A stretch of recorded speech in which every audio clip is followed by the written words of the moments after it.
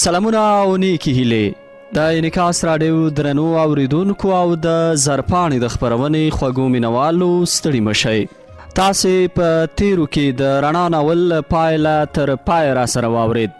له ملتیا مو ډېره زیاته مننه. یو ځل بیا زه واحد الله امان له یو نوي ناول سره ستاسې درانه چوپړ ته حاضر شوی یم. دا ناول هغه بې وفا شوه نومیږي. لیکوال ګلزاده درویش خلوزی دی. د ناول محتوا په ټولنه کې د غلطو دودونو انځورونه ده. هیله ده چې د دې ناول تر پایه هم زموږ ملتیا وکړئ. نن شپه د دې ناول لومړۍ برخه اورئ. هغه بې وفا شوه. په یوه دفتر کې مې د مدیریت دنده پر مخ بیوله. ډېری وخت به دې لپاره تر ناوخته په دنده بوخت وم څو په دفتر کې د شته مامورینو اضافه کاري یاداښت کړم او هغه څه چې دوی له خپل مسؤلیت نه پورته ادا کوي له ځانه سره لیست کړم. د دفتر او زموږ د کور ترمنځ په لاره کې لویه هدیره وه. له هدیرې څخه په تېرېدلو کې به مې هره ورځ په یو ځوان سترګې لګېدې چې د قبر خوا کې به ځوړند سر ناست وه. ښایي چې غمونو یې هسک ځواني راړنګه کړې وه او له ډېره درده یې سر هسک کولو ته نه و پرېښی. زما چې به په ځوان سترګې ولګېدې تر ډېره به په دې سوچ کې وم چې کوم داسې غم به وي چې دا ځوان هره ورځ دې لوی مقبرې ته په راوستلو مجبوروي. خو د دې پوښتنې ځواب یوازې هماغه ځوان سره وه. په دې موده کې ډېرې شپې په ورځو او ورځې په شپو کې ننوتې. مګر دې ځوان سره به مې د خبرو کولو کوم وخت نشو پیدا کولی. دا هیله به مې زړه کې ورځ تر بلې په زیاتېدو وه. یو ورځ له دفتره وختي راووتم. په تیزۍ مې هدیرې ته ځان ورساوه. کتل مې چې ځوان ناست دی. زه د همدې هیلې د پوره کولو لپاره له دفتره وختي راووتم. خواته یې ورنږدې شوم. سلام مې پرې وکړ. په خپ اواز د سلام ځواب راکړ. زه چې له ډېرې مودې ځوان سره د خبرو په تکل کې وم قرار مې ورته وویل میلمانه قبلوي. سر یې رانیغ کړ. دوه سترګې په ګڼو ویښتو کې داسې راووتې. تا به ویل چې نورې له اوښکو څخه د سترګو چینې وچې شوي دي. سرو سترګو یې له ورایه په هره څه پوه کړم. یوې خواته شو. زه یې په څنګ کې کېناستم. لومړی مې ترې د نامه پوښتنه وکړه. په وچو شونډو یې ځواب راکړ. نوم مې عاکف دی. تر یو وخته مو سره خبرې وکړې. پوه شومه چې ډېره حوصله ورته نه ده پاتې. اجازه مې ترې واخیسته او کور ته لاړم. له دې وروسته به مې د ځوان سره ناسته غنیمت ګڼله. په بله ورځ مې بیا ورسره د کېناستلو هیله ترې وکړه. په هدیره کې خاموشه خاموشي وه. ما د خبرو کولو لپاره غاړه تازه کړه. ومې ویل ولې دومره غم په سر اخیستی؟ ولې دومره غمجن یې؟ د قبرستان له دې مړو څه غواړې چې هره ورځ د قبر شناختې ټکوې؟ سر یې راپورته کړ. ویې ویل ورور جانه هسې ځان مه غمګین کوه. همدا بس ده چې زه خفه یم. په دې غم یوازې زه له تاړه ښه یم. ته پرې ځان څه لویلې کوې؟ مګر ما د ځواب لپاره ټینګار کوه. ښه ساعت غلی و. ما فکر کاوه چې ګوندې زما خبره پرې ښه تمامه نه شوه. اهو و همداسې وه. ما ته په کار نه و چې د ده په زخمونو مې د غم مالګه دوړولې وای. مګر زه په دې نه وم خبر چې دی به راته د غمه ډک داستان شروع کوي. ځوړند سر د خبرو لپاره رانیغ کړ او داسې پیل وکړ. د غریب سړي زوی یم. ما ته نه و په کار چې په دومره هسکو غرونو مې یون کړی وای. زه څه په ستونزو او کړاوونو له ښوونځي فارغ شوم. ما ته ښه یاد دی چې پلار به مې په وچو ډډو په یوازې ځان د کاله خرڅ برابراوه. خو زه یې له ښوونځي نه ستنولم. تر فراغته وروسته د کانکور ازموینې له لارې د اقتصاد پوهنځي ته بریالی شوم. زه د کانکور په ازموینه کې خپل بخت ته حیران پاتې وم چې څنګه په دومره رشوتو کې خدای دا پوهنځی په ما پیرزو کړ. خو د خدای فیصلې بیا بیلې وي. د کورنۍ اقتصادي وضع مې چندان ښه نه وه. یوازینی کس چې زموږ د کورنۍ لپاره نفقه برابروله پلار مې و. هغه به هم چې ټوله ورځ کار وکړي نو دومره څه به یې پیدا کړي وو چې کورنۍ ته پرې یوازې خوراکي توکي راونیسي. کله چې پوهنتون ته بریالی شوم او ما د لومړي ځل لپاره د پوهنتون په درشل پل کېښود نو له دې سره سره دې ته مجبور وم چې نیمه ورځ کار وکړم او پاتې نیمه ورځ د پوهنتون درسونه په مخ بوځم. اهو د دې ټولو مشکلاتو باوجود مې په خپلو درسونو کې پوره کوښښ کوه. ځکه نو د لومړي سمستر په امتحانونو کې مې تر ټولو زیاتې نمرې ترلاسه کړې او په لومړۍ درجه دوهم سمستر ته لاړم. د دویم سیمستر په پایل کې ټولګیوالو مې راڅخه غوښتنه وکړه چې د ټولګي نماینده شم. ما نه غوښتل چې نماینده شم، خو د هغوی ډېر ټینګار دې ته اړ کړم چې ورسره ویې منم. د پوهنتون دوره مې په نیمه ورځ کار او نیمه ورځ درس ویلو باندې پای ته ورسوله. د پوهنتون تر فراغت وروسته مې تر یو وخته په څو تعلیمي مرکزونو کې د ریاضي تدریس وکړ. نور مې نو پلار هم د عمر د زیاتوالي له وجې کمزوری شوی و. ما هم نه غوښتل چې نور کار وکړي، ځکه په تعلیمي مرکز کې دومره تنخوا راکوله چې زموږ د کور پرې ګزاره وشي. یو خواته په ولس کې شته غربت او په بله خوا به د کلیوالو او خپلوانو دې خبرو ډېر ځورولم چې د پوهنتون څخه هېڅ هم نه جوړېږي. ګنې د عبدالوهاب کاکا د زوی به اوس بلډینګونه ولاړ و او وګوره د لیسې څخه تر فراغت وروسته یې 4 کاله پوهنتون ووایه، خو څه پرې دا دی اوس په یو کورس کې په 2 روپیو تدریس کوي. ما به هم چې په هر ځای کې د خالي بس اعلان واورې نو د اسنادو سره به ور رسېدلی وم. هر ادارې ته چې به لاړم د پیسو غوښتنه به یې راڅخه کوله، خو ما سره د کورنۍ لپاره دومره پیسې نه وې چې د هغوی پالنه پرې سمه وکړم. نو دوی ته به مې څه شی ورکړی وای. د هر امتحان وروسته به خواشینی کور ته راستنېدم، ځکه په هر امتحان کې به هماغه معلوم کسان کوم چې به پیسې ورکړې وې کامیابېدل. پلار به مې راته ډاډ راکاوه چې زویه شکر وباسه چې په صحت روغ یې، وظیفه به خدای درکړي، انسان په یو حال نه وي، په ژوند کې لوړې ژورې وي. مګر زما نور د ژوند زړه راتور شوی و. هر سهار به اسناد په لاس د ښار خواته روان وم، خو مازدیګر به یوازې غوړو وادو او د ناهیلۍ له پنډو سره کور ته ستون شوم. ښار ته په تلو راتلو هم نور ستړی شوی وم. څو ورځې کېدې چې کور کې وم، کورم چندان خوند نه راکاوه.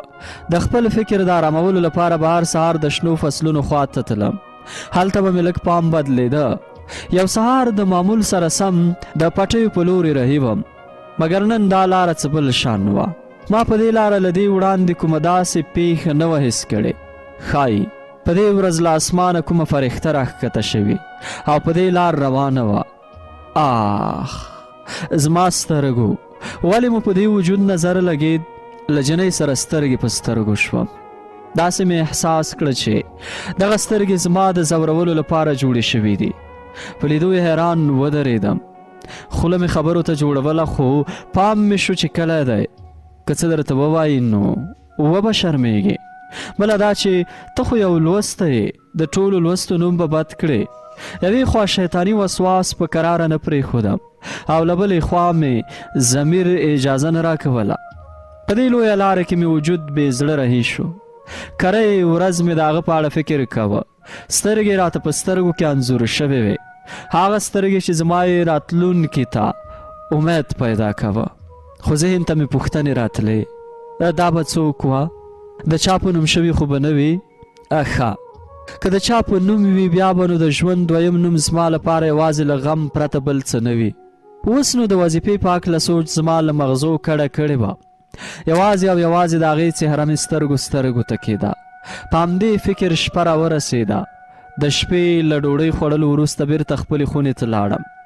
کورنۍ ته مې دا بانه وکړه چې نن ستړی یم، ویده کېږم. په خپل کټ کې وغځېدم، د سوچونو په سمندر لاهو وم. یو وخت مې ساعت ته وکتل، 3:30 بجې وې. زه لا هماغسې د هغې لیدلې مخ ته په سوچ کې وم چې ولې د هغې په لیدو د خپل عادي حالت نه ووتم. فیسبوک لیدل زما شپنی عادت و، خو نن شپه فیسبوک کارول څه چې د برق بندول مې هم له یاده وتلي وه. نه پوهېږم مین شوی به وم. نه داسې نه وه، ځکه په تیر کې مې د مینې له کلمې بیخي کرکه وه. مګر اوس دا څنګه کېدلی شي چې زه د مین شوی اوسم؟ هره لحظه مې د هغې په اړه فکر کوه. مخکې به مې چې د مینې کلمه واورېده نو مینه مې یو بېمانا کار ګڼه، هېڅ سوچ مې پرې نه کوه، دروغ به مې ګڼله.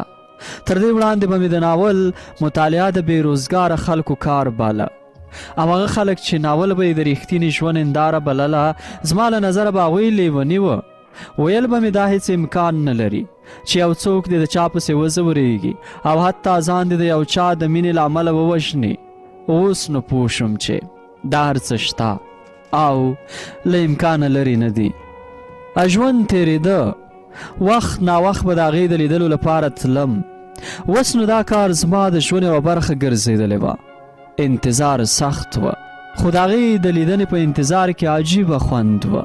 که به مې ولیده یا نه، خو ټاکلي ځای ته به هره ورځ ورتلم. د زړه د ډاډ لپاره به مې دا ټپه کوله، که دیدن وشي که ونه شي، که دیدن وشي که ونه شي، د یار په کلي تګ راتګ مزه کوي نه. انتظار کولو په سګرټ څښلو عادت کړم. آخر دې ته مجبور شوم چې نشې مې پایل کړې. له ځانه ورک شوی وم. تنهایي راته له هر څه غوره برېښېده. تل به تنها ګرځېدم، داسې تنهایي چې نه مې غوښتل له هغې پرته بل څوک ووینم. آن یوه ورځ سجاد چې زما نږدې ملګری و راته یې وویل، پر تا څه شوي عاکفه؟ ولې یوازېتوب خوښوې؟ تا خو به موږ ته ویل له تنهایۍ ځان ساتئ چې خوږ ژوند درڅخه اخلي. زه هم همدې ته په سوچ کې وم.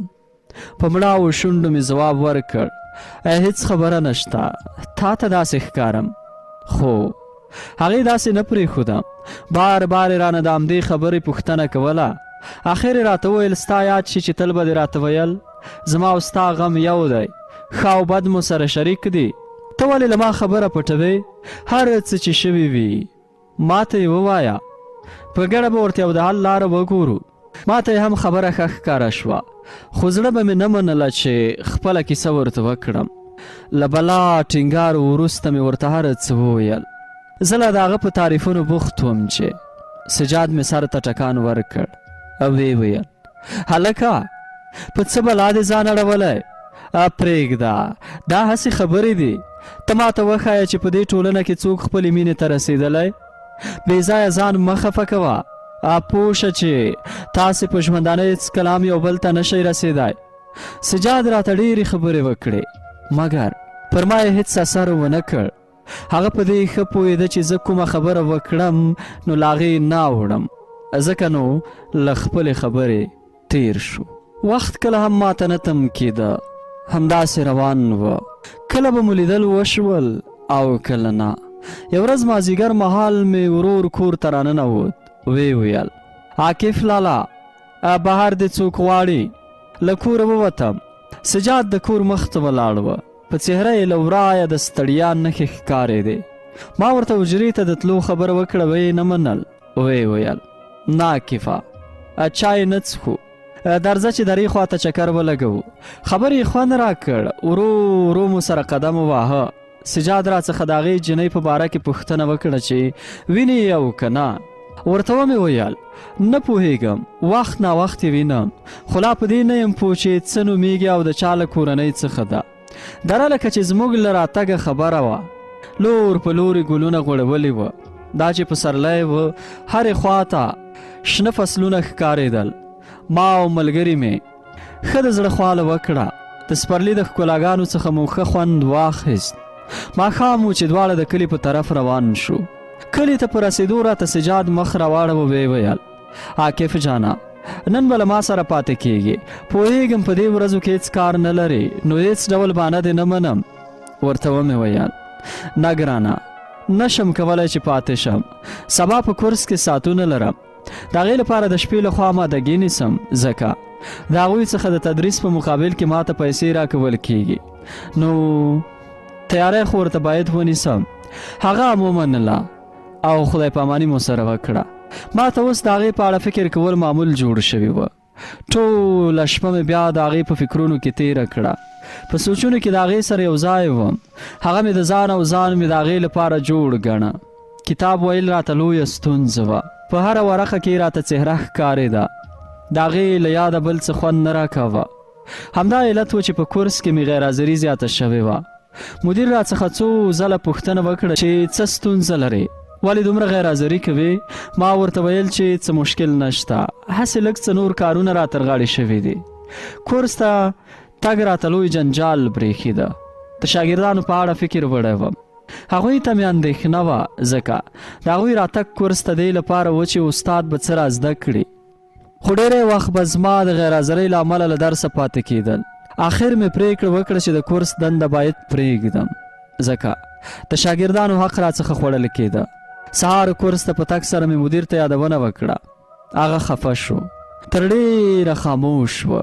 وروسته یې د سر په ښورولو پوه کړم چې راسره یې ومنله، ځکه هغه هم نور زما له نه راتګه اندېښمن وه.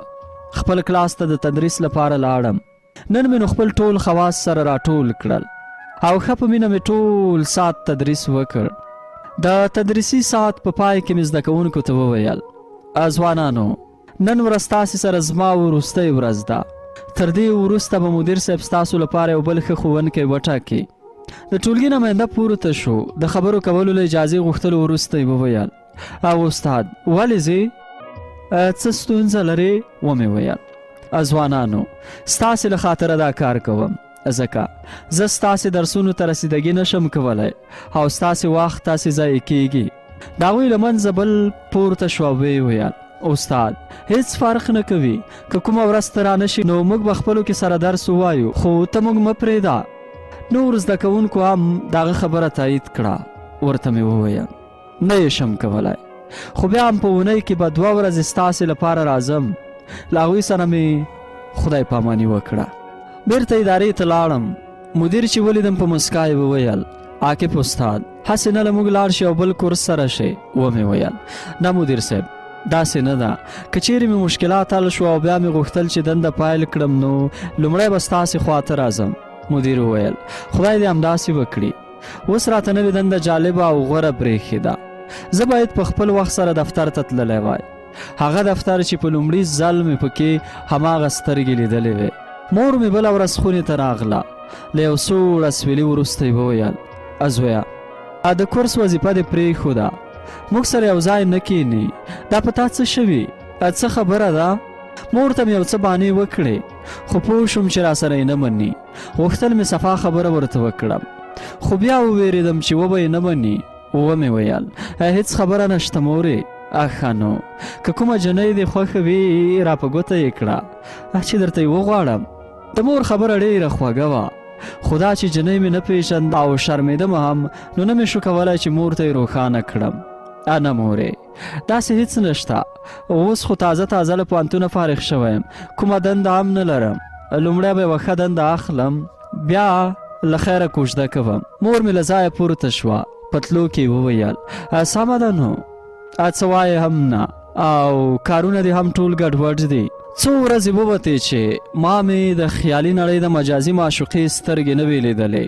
څو ځله مې کوښښ وکړ چې ویې وینم، خو بې لیدنې به راستنېدم. 20 ډوله منفي سوچونه په ذهن کې راتلل.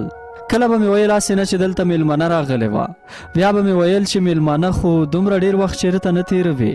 بیا به فکر ته راغلل چې کور به یې له دې ځایه چېرته وړی وي، چې دې خبرې سره به ډېر دردېدم. ځکه که چیرې کور وړی وي بیا کاته یې راته ناممکنه وه. که کاته به کېدل او که نه، خو ما ته به هغه ځای ته تګ هسې خوند نه راکاوه. زه د یو داسې ورکې په لټه کې وم چې لټه یې هم ورکه وه، مګر دې لټه کې هسې یو کیف و. زړه به مې په وړه نښه هم ډاډه کېده. یو څه ناهیلی شوی وم. کوښښ مې کاوه چې ځان بوخت وساتم، خو سترګو به مې هره شیبه د خپلې موخې لټه کوله. نن را باندې اسمان څه بل ډول لورینه کړې وه. ښایي زما د زړه په رمزي کوړې ګوتې ایښودې وې. له انتظاره بیخي ستړی شوی وم. آخر مې انتظار ختم شو. ډېره شیبه وروسته هغه سترګې بیا راښکاره شوې. زړه مې سم له واره په درزا شو. احساس مې کوه چې روح مې له بدنه وځي. بې اختیاره مې سر اسمان ته پورته کړ. د خدای شکر مې ادا کړ چې بیا یې د هغې د دیدن لورینه په ما وکړه. ډېر خوشحاله وه، ځکه پوه شوم چې کډه یې نه ده کړې. زړه مې ډېر بې قراره وه. ما لا د هغې په اړه سوچونه کول چې هغه رانږدې شوه. کارڅو مې د سکون کوشش کوه، مګر د هغې په شتون کې زما سکون نه وه. سترګې مو سره وجنګېدې. هماغه زاړه کاته وه. زه په خپل ځای حیران ولاړ وم چې هغه مې له څنګه تېره شوه. لا څو قدمه تللې نه وه چې شاته یې راوکتل. هغه نوراني بشر په څو ثانیو کې پناه شو. وخت همداسې پسې تېرېده، مګر د تم کېدلو هېڅ مجاز نه و. ځان راته په دې آرته نړۍ کې یوازې ښکارېده. حوصلې مې هم له ما کډه کړې وه. په نه خبره به په قهر کېدم. ملګري مې هم له دې نوو عادتونو بیخي تنګ شوي وه. د اخلاقو هم را سره جوړه نه وه. فکر مې کاوه هر څه مې له لاسه ورکړي دي، خو داسې نه وه. ما سره هر څه په خپل حال وه، خو یو څه چې را سره نه وه هغه مې زړه وه. ځینو خو به لا دا ټیکۍ هم کوله چې هلک له پوهنتونه فارغ شي بیا نو د عاقب په شان کبرجن شي. په ما به هسې دا خبرې بدې لګېدې، مګر دوی کله زما د زړه په درد خبر وه. خو په دوی کې به ځینې زما له مرض پوهېدل او داسې به یې انګېرله چې شاید کوم مشکل ولري. که نه عاقب داسې څوک نه وه څنګه چې اوس فکر کېږي. دوی په حقه وه ځکه ما رښتیا مشکل درلود، خو دا داسې مشکل نه و چې زه یې له هر ملګري سره شریک کړم. د ملګرو سره د کېناستو څخه راته تنهایي غوره ښکارېده. له هر څه مې زړه تور وه. اوس را سره تر هر چا د تنهایي ډېره جوړه وه. تل به یې را سره غم ملګری وه. د یو شاعر بیتونه رایاد شو. ښایي هغه هم د دې نړۍ لوړې ژورې تېرې کړي وي.